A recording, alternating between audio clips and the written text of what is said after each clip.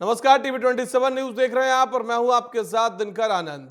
Bulletin की शुरुआत करते हैं बड़ी खबर के साथ। किसान आंदोलन से जुड़ी बड़ी खबर इस वक्त निकलकर सामने आ रही है, जहां किसान आज रेल रोको आंदोलन करने वाले हैं। आपको बता दें कि आज दोपहर 12 बजे से शाम 4 बजे तक किसानों की तरफ से रेल रोको आंदोलन किया जाएगा। तो बड़ी जानकारी आपके साथ साझा कर रहे हैं, जहां किसान एक बार फिर से प्रदर्शन करेंगे। आपको बता दें कि आज देश भर में रेल रोको आंदोलन किसानों की तरफ से की जाएगी। आपको बता दें कि सभी फसलों पर एमएसपी के लिए कानूनी गारंटी की मांग को लेकर लगातार किसान प्रदर्शन कर रहे हैं। इसी के चलते सरकार पर दबाव डालने के लिए आज किसानों ने रेल रोको आंदोलन का आह्वान किया है।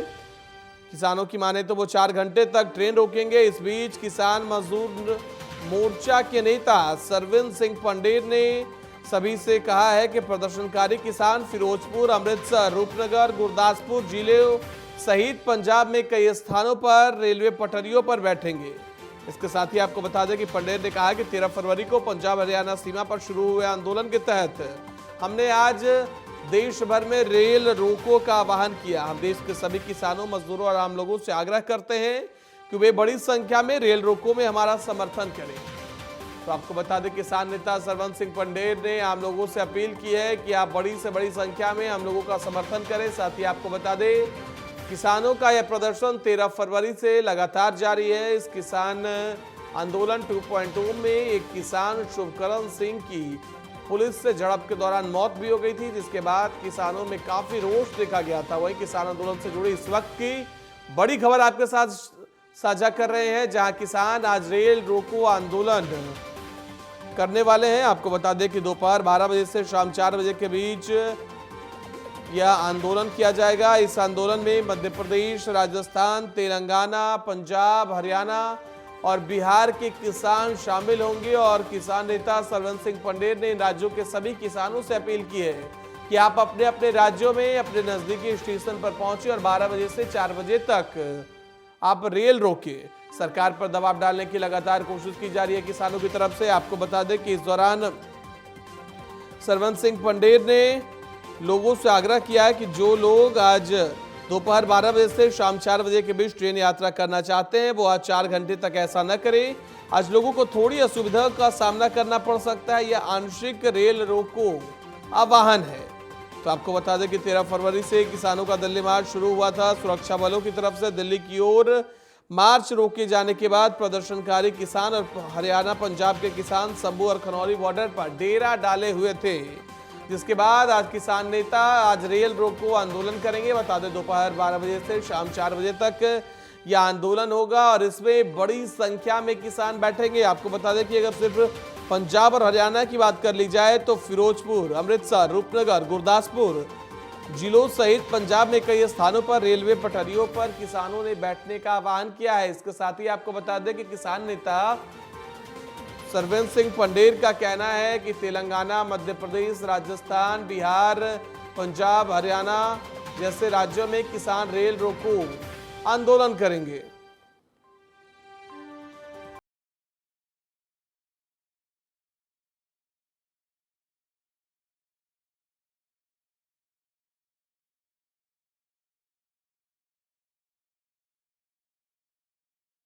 आपको बता दें कि न्यूजीलैंड के उप प्रधानमंत्री भारत दौरे पर पहुंचे हैं। 3 दिवसीय दौरे पर न्यूजीलैंड के उप प्रधानमंत्री हैं। बता दें कई अहम मुद्दों पर इस दौरान भारत में वह प्रधानमंत्री से चर्चा करेंगी। तो न्यूजीलैंड के उप प्रधानमंत्री भारत दौरे पर पहुंचे हैं। 3 दिवसीय दौरे पर न्यूजीलैंड के उप प्रधानमंत्री हैं। कई अहम मुद्दों पर इस दौरान वो चर्चा करेंगी। तो बड़ी जानकारी आपके साथ साझा करें, जहां न्यूजीलैंड के उप प्रधानमंत्री और विदेश मंत्री विंस्टन पीटर्स आज से 13 मार्च तक भारत की यात्रा पर रहेंगी। पिछले नवंबर में न्यूजीलैंड में नई सरकार के कार्यभार संभालने के बाद उनका यह पहला यात्रा है। आपको बता दें कि अधिकारियों ने यह जानकारी दी है। विदेश मंत्रालय ने एक बयान में कहा कि पीटर्स अहमदाबाद और नई दिल्ली का दौरा करेंगे और इसके साथ ही विदेश मंत्री एस जयशंकर के निमंत्रण पर न्यूजीलैंड के उप प्रधानमंत्री और विदेश मंत्री भारत की आधिकारिक यात्रा कर रहे हैं। आपको बता दें कि न्यूजीलैंड के उप प्रधानमंत्री 3 दिवसीय भारत दौरे पर पहुंची हैं और साथ ही बता दें कि पिछले नवंबर में न्यूजीलैंड में नई सरकार के कार्यभार संभालने के बाद उनका यह पहला भारत दौरा है और अधिकारियों की माने तो विदेश मंत्रालय ने कहा है कि पीटर्स अहमदाबाद और नई दिल्ली का दौरा करेंगे। विदेश मंत्री एस जयशंकर के निमंत्रण पर न्यूजीलैंड के उप प्रधानमंत्री भारत आई हैं। और साथ ही आपको बता दें कि नवंबर 2023 में न्यूजीलैंड में नई सरकार के कार्यभार संभालने के बाद उप प्रधानमंत्री पीटर्स भारत की अपनी पहली यात्रा पर अहमदाबाद और नई दिल्ली का दौरा करेंगे। उन्होंने इससे पहले फरवरी 2020 में उप प्रधानमंत्री और विदेश मंत्री के रूप में भारत का पहले भी दौरा किया था। पीटर्स की 11 मार्च को अहमदाबाद में गुजरात के राजनीतिक नेतृत्व से मुलाकात होने की उम्मीद है। इसी के साथ नई दिल्ली में जयशंकर और पीटर्स 12 मार्च को द्विपक्षीय बैठक करने वाले हैं, जिसके दौरान न्यूजीलैंड के साथ हमारे द्विपक्षीय संबंधों के संपूर्ण पहलू पर चर्चा होने की उम्मीद है। तो न्यूजीलैंड के उप प्रधानमंत्री पीटर्स भारत की अपनी पहली यात्रा पर आई हैं, आपको बता दें उप प्रधानमंत्री बनने पर। और इसके साथ ही बता दें कि एस जयशंकर से वह मुलाकात करेंगे और कई अहम मुद्दों पर इस दौरान चर्चा किया जाएगा। आपको बता दें कि इससे पहले पीटर्स फरवरी 2020 में भी भारत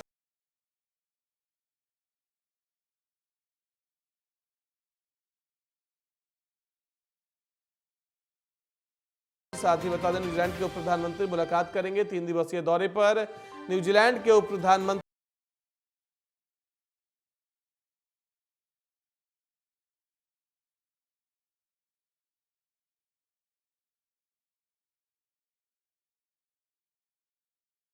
इस वक्त की बड़ी खबर निकलकर सामने आ रही है दिल्ली से, जहां जल बोर्ड प्लांट पे बड़ा हादसा देखने को मिला है। 40 फुट गहरे फोरवेल में बच्चा गिरा है। केशवपुर मंडी का यह पूरा मामला बताया जा रहा है, जहां प्रशासन ने रेस्क्यू शुरू कर दिया है। तो बड़ी जानकारी इस वक्त की आपके साथ साझा कर रहे हैं, जहां दिल्ली के केशवपुर मंडी इलाके में एक बच्चा बोरवेल में गिर गया है। आपको बता दें कि 40 फुट गहरे बोरवेल में यह बच्चा अचानक खेलते हुए गिर गया और जिसके बाद प्रशासन ने रेस्क्यू अभियान की शुरुआत कर दी। और अब तस्वीरें देखिए, आपको हम तस्वीरें दिखा रहे हैं केशवपुर मंडी के, जहां बच्चा बोरवेल में गिरा है। आप तस्वीरें देखिए किस तरीके से रेस्क्यू अभियान जारी है। रस्सी के सहारे बच्चे को निकालने की कोशिश की जा रही है और मौके पर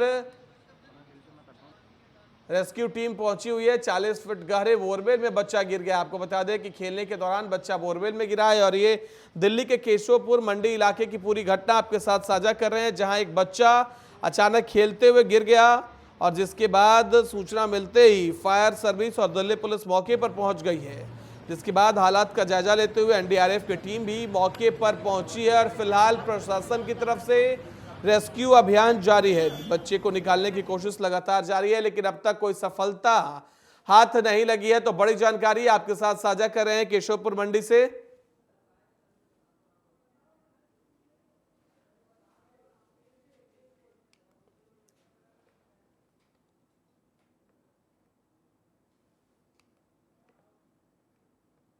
अगली खबर छत्तीसगढ़ से है, जहां महतारी बंधन योजना की आज पहली किस्त जारी होगी। बता दें कि कार्यक्रम में वर्चुअली प्रधानमंत्री नरेंद्र मोदी भी जुटेंगे और 70 लाख महिलाओं के खाते में पैसे ट्रांसफर किए जाएंगे। 655 करोड़ रुपए की राशि आज ट्रांसफर की जाएगी। तो 2024 लोकसभा चुनाव से पहले छत्तीसगढ़ की महिलाओं के लिए यह बड़ी सौगात साबित हो सकती है, जहां महतारी वंदन योजना की पहली किस्त जारी होगी।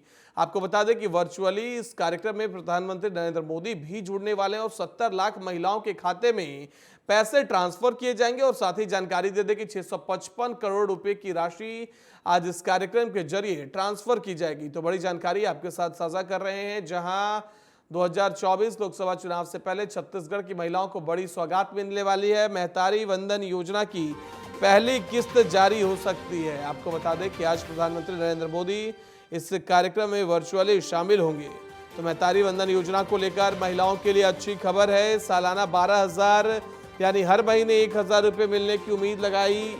महिलाओं के इंतजार की घड़ियां खत्म होने वाली हैं, उनके हाथ में जल्द अब पैसा होगा। आपको बता दें कि आज महतारी वंदन योजना की पहली किस्त जारी की जाएगी। तो बड़ी जानकारी आपके साथ साझा कर रहे हैं, जहां कार्यक्रम में प्रधानमंत्री नरेंद्र मोदी भी वर्चुअली शिरकत करने वाले हैं।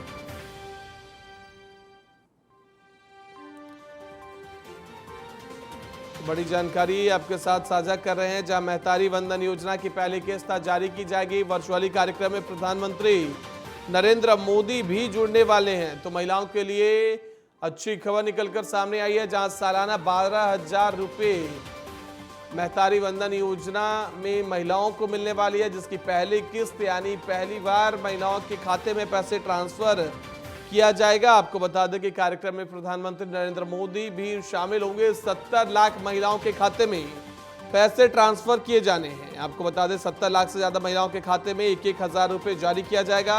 पीएम मोदी वर्चुअली माध्यम से दोपहर 2 बजे के करीब विवाहित महिलाओं के खाते में डीबीटी के जरिए राशि ट्रांसफर करेंगे। वहीं इस खबर पर ज्यादा जानकारी के लिए हमारे संवाददाता अरुण गुप्ता हमारे साथ फोन लाइन पर जुड़ गए हैं। अरुण, क्या कुछ जानकारी है? छत्तीसगढ़ की महिलाओं के लिए बड़ी खबर निकलकर सामने आई है, जहां उनको आज महतारी वंदन योजना की पहली किस्त ट्रांसफर की जाएगी। बिल्कुल बिल्कुल दिनकर, महतारी वंदन योजना के तहत आज रविवार मतलब आज दोपहर 2 बजे के लगभग में 70 लाख से अधिक महिलाओं के मोबाइल में सिर्फ एक मैसेज आएगा। इसके साथ ही उनके खाते में 1,000 रुपए पहुंच जाएंगे। दरअसल साइंस कॉलेज मैदान में आयोजित महतारी वंदन कार्यक्रम योजना में प्रधानमंत्री नरेंद्र मोदी जो है वर्चुअली जुड़कर राशि जारी करेंगे। कार्यक्रम की अध्यक्षता जो है सीएम करेंगे। सबसे पहले योजना के बारे में बताएं कि योजना के पहले चरण में 10 जो है 70,12,800 पात्र महिलाओं को प्रधानमंत्री नरेंद्र मोदी जो है तो राशि ट्रांसफर करेंगे। इसमें टोटल 655 करोड़ 57 लाख रुपए की राशि जो है डीबीटी के माध्यम से जो है ट्रांसफर की जाएगी। जी बिल्कुल, लेकिन ऐसे में सवाल यह है कि जहां महतारी वंदन योजना की आज पहली किस्त जारी होगी और कोशिश होगी प्रधानमंत्री नरेंद्र मोदी की भी और सीएम विष्णुदेव साय की भी कि जनता के बीच यह मैसेज देने की कोशिश करें कि देखिए हम लोगों ने मोदी की गारंटी योजना के तहत चुनाव लड़ा और पहली गारंटी हमने चुनाव से पहले ही पूरी कर दी। देखिए दिनकर, जो है ये महतारी वंदन योजना, इसी को लेकर मध्य प्रदेश में लाडली लक्ष्मी बहनी योजना है जो पूर्व सीएम जो है मुख्यमंत्री जो है शिवराज सिंह चौहान ने लागू किया था। सेम चूंकि उस टाइम यहाँ कांग्रेस की सरकार थी और अभी भाजपा की सरकार बनी है, जिसमें जो है तो विधानसभा चुनाव के दरमियान ये बीजेपी की गारंटी कार्ड में था कि अगर हमारी सरकार बनती है तो हम जो है ये योजना लागू करेंगे, जिसको लेकर चूंकि सामने लोकसभा चुनाव भी है और चुनाव को देखते हुए सरकार किसी भी तरह की जो है चूक करने के मूड में नहीं है भाजपा, जिसको लेकर धरातल पे चाहे किसान। जी बिल्कुल अरुण, और इस योजना की पहली किस्त जारी का मायने ये निकाला जाए कि लगातार कोशिश है सरकार की, हमारे एजेंडे में महिलाएं शामिल हैं। महिलाओं को लेकर लगातार बीजेपी सरकार की तरफ से कोशिश रही है कि आधी आबादी को साधना हमारे लिए सिर्फ वोट बैंक नहीं है, बल्कि हम महिलाओं को सच में आगे बढ़ाना चाहते हैं। एक मैसेज भी महिलाओं को देने की कोशिश है। बिल्कुल, महिलाओं को जो है मैसेज भी देने की कोशिश, इसमें खास जो है आज कार्यक्रम के पीएम कार्यक्रम में महिलाओं से संवाद भी करेंगे। कार्यक्रम जो है तो आज प्रदेश के 146 विकास खंड एवं जिला मुख्यालय नगरीय निकायों में एक साथ आयोजित किए जाएंगे। मतलब कि पूरे छत्तीसगढ़ में जितने भी 33 जिले में हर एक ब्लॉक में हर एक गांव में जो है ये कार्यक्रम प्रसारित किया जाएगा और प्रधानमंत्री नरेंद्र मोदी जो है तो सीधा महिलाओं से संवाद भी करेंगे। इस योजना के तहत जो है सीधे बातचीत करेंगे और इस पूरे कहीं किसी की समस्या अगर आती है तो समस्या से संबंधित पूछेंगे, योजना से संबंधित पूछेंगे। तो कई जो भाजपा की योजनाएं चल रही, चाहे आयुष्मान कार्ड को ले लीजिए, चाहे महतारी वंदन हो जाए, गैस सिलेंडर हो गए, तो इस पूरे मामले को लेकर पीएम नरेंद्र मोदी जो है तो महिलाओं से सीधे संवाद भी करेंगे। जी बिल्कुल, और जहां सीएम विष्णुदेव साय को हर एक जनसभा में सुनते हुए पाया गया है कि वो बोलते हैं कि गरीब किसान मजदूर की सरकार है और अब तक सरकार बने हुए 100 दिन भी नहीं हुए हैं कि पहला वादा पूरा कर दिया गया, तो भैया जनता के बीच तो मैसेज यही जाएगा कि जो मोदी की गारंटी है उस गारंटी पर खड़े उतर रहे हैं और बीजेपी की कोशिश है कि छत्तीसगढ़ में 11 सीटों पर कब्जा किया जाए। कितना कारगर साबित होगा आज ये महतारी वंदन योजना की पहली किस्त बीजेपी को छत्तीसगढ़ में लोकसभा चुनाव में जिताने के लिए? दिनकर, महतारी वंदन योजना और खासकर छत्तीसगढ़ में एक जो महिला प्रतिशत वोटर है वो सबसे अधिक है। आप इसी के तर्ज में अगर मध्य प्रदेश में देखते हैं अपन, तो मध्य प्रदेश में देखिए महतारी ये लाडली लक्ष्मी बहनी योजना से जो है सीटों की बढ़त हुई है। ठीक यही हालत जो है तो छत्तीसगढ़ में बनते दिखाई दे रही है। यही इसी के तर्ज में जो महतारी वंदन योजना से जो है तो बहुत महिलाएं जो है प्रभावित होंगी, चूंकि यहाँ की जो छोटी छोटी जरूरतों के लिए आज भी दिनकर जो छत्तीसगढ़ के जो अभी भी आधी आबादी ऐसा है जिसको शहर नहीं पता है, जिसको स्वास्थ्य शिक्षा की बेहतरीन उसको जरूरत है, लेकिन सरकार अब जो है सरकार लगातार वहां तक पहुंचने की जो है कोशिश कर रही है। तो बहुत सारी चीजें जिसमें महिलाओं की बहुत समस्या इसमें जो है महतारी बंधन योजना के तहत मिलने वाले पैसे जो है समस्या का समाधान भी होगा। महिलाएं को भाजपा की सरकार के द्वारा जागरूक करने की भी कोशिश की जा रही है। सरकार की योजनाओं की जानकारी भी देने की कोशिश की जा रही है। तो बिल्कुल सिंपल सी बात है कि जिस तरीके से बीजेपी अपनी दावा कर रही है कि हम 11 की 11 सीट जीतेंगे, तो कोई बड़ी बात नहीं है। फिलहाल ये चुनाव है, ये तो देखने वाली बात है। जी बिल्कुल, बहुत बहुत धन्यवाद अरुण हमारे साथ जुड़ने के लिए और ज्यादा जानकारी देने के लिए। बढ़ते अगली खबर की ओर, गाजियाबाद में आज क्रिकेट स्टेडियम का शिलान्यास होगा। बीसीसीआई को उपाध्यक्ष सांसद वीके सिंह इसका शिलान्यास करेंगे। आपको बता दें कि उत्तर प्रदेश को देश का चौथा बड़ा स्टेडियम मिलने वाला है, तो बड़ी जानकारी आपके साथ साझा कर रहे हैं, जहां गाजियाबाद को आज स्टेडियम की सौगात मिलने वाली है। बता दें कि दिल्ली से सटे जिला गाजियाबाद में अंतर्राष्ट्रीय स्तर का क्रिकेट स्टेडियम बनेगा। यह दर्शक क्षमता के हिसाब से उत्तर प्रदेश का सबसे बड़ा और देश का चौथा स्टेडियम होगा। इसके निर्माण पर तकरीबन 450 करोड़ रुपए खर्च किए जाएंगे। साथ ही आपको बता दें कि लंबे इंतजार के बाद आज 10 मार्च को इस स्टेडियम का शिलान्यास होने जा रहा है। केंद्र सरकार में राज्य मंत्री और गाजियाबाद के सांसद जनरल वीके सिंह और बीसीसीआई के उपाध्यक्ष राजीव शुक्ला इस मौके पर मौजूद रहेंगे। तो बड़ी जानकारी इस वक्त की आपके साथ साझा कर रहे हैं, जहां गाजियाबाद में आज क्रिकेट स्टेडियम का शिलान्यास होने वाला है। आपको बता दें कि गाजियाबाद क्रिकेट एसोसिएशन के अध्यक्ष राकेश मिश्रा ने बताया कि राजनगर एक्सटेंशन क्षेत्र स्थित मोराटी गांव के 32 एकड़ जमीन पर इस स्टेडियम का निर्माण होगा। और आपको बता दें कि अंतर्राष्ट्रीय स्तर का क्रिकेट स्टेडियम गाजियाबाद में बनने जा रहा है। दिल्ली एनसीआर के लोगों के लिए बड़ी खबर और अच्छी खबर निकलकर सामने आई है, जहां अब गाजियाबाद में भी अब क्रिकेट स्टेडियम होगा।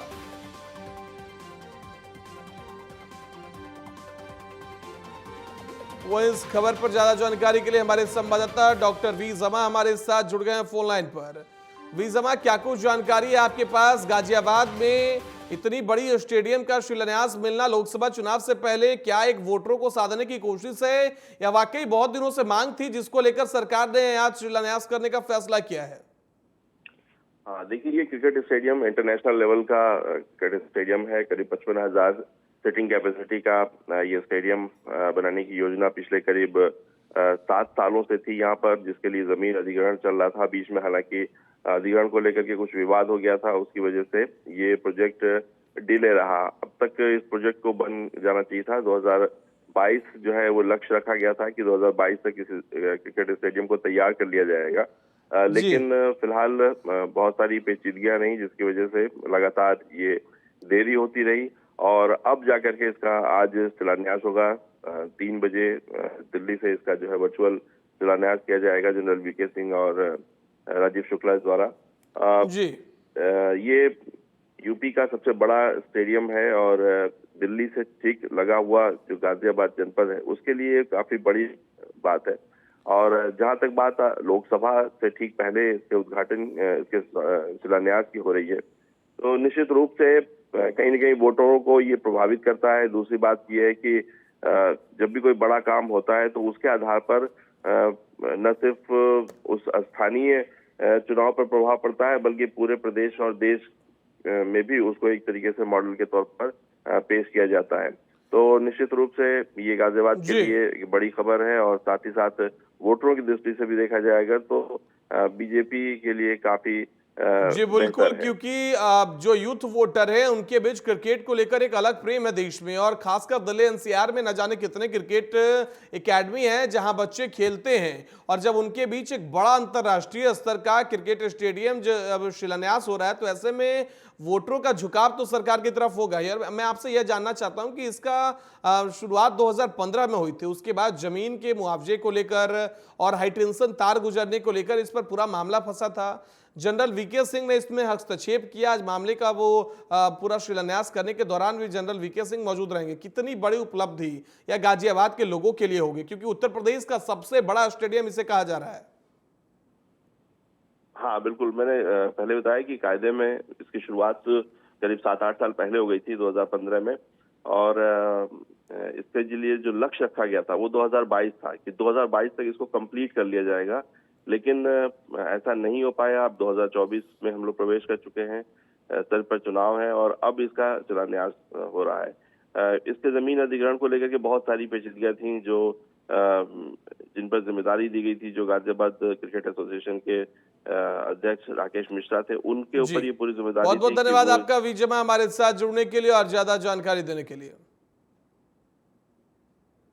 बढ़ते अगली खबर की ओर, जनपद बिजनौर की थाना चांदपुर क्षेत्र के गांव मीरपुर खादर में साले ने अपनी जीजा को गोली मारकर हत्या कर दी।